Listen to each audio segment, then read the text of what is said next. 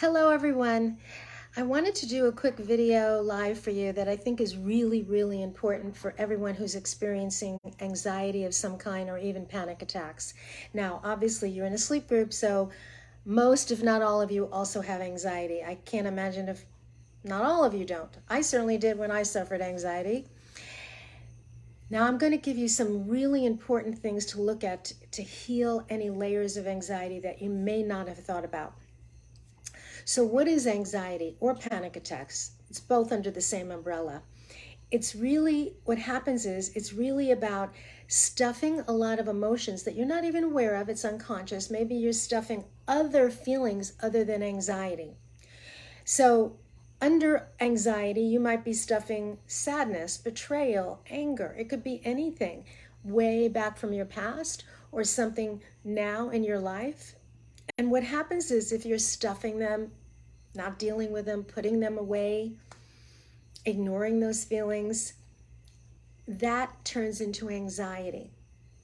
So holding a feeling, not processing a feeling, is feeding the anxiety and it makes it bigger and bigger. And for some people, it turns into panic attacks. I also suffered that as well.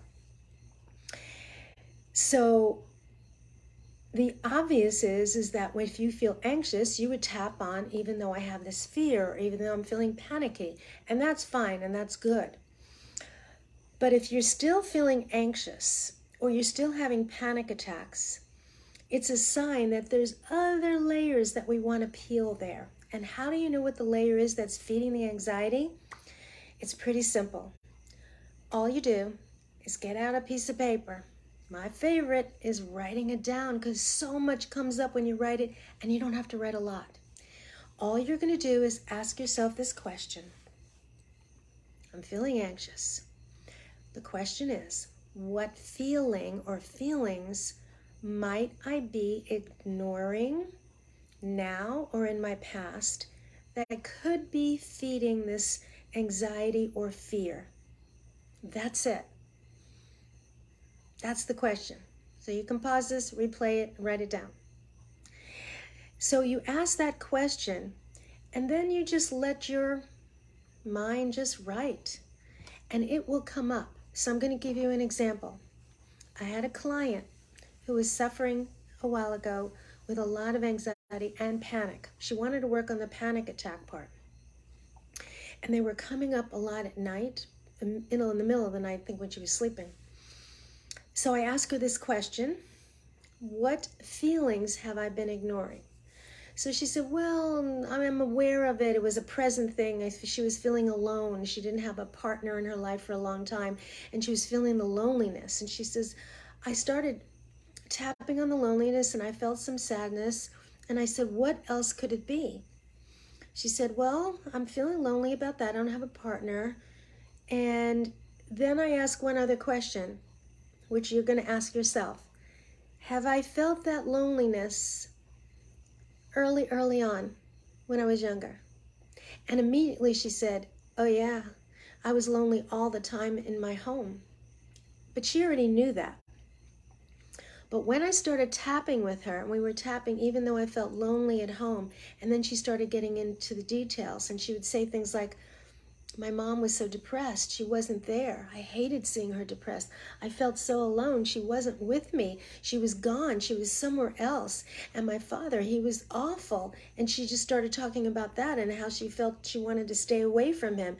So she felt this deep aloneness. And she cried deeply as we're tapping. She was able to start shedding and processing those deeper feelings.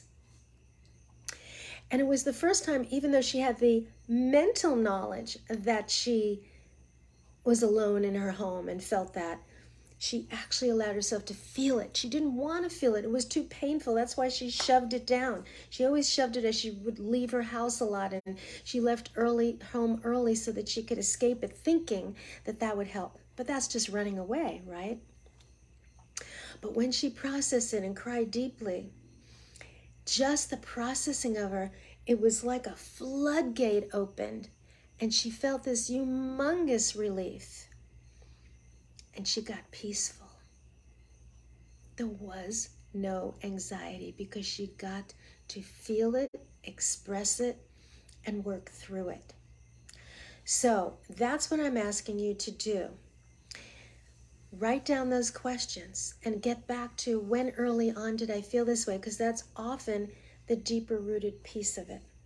Now, sometimes it is about a divorce or somebody you lost now in your life as an adult. And even that you may not have processed. You just want to open it up.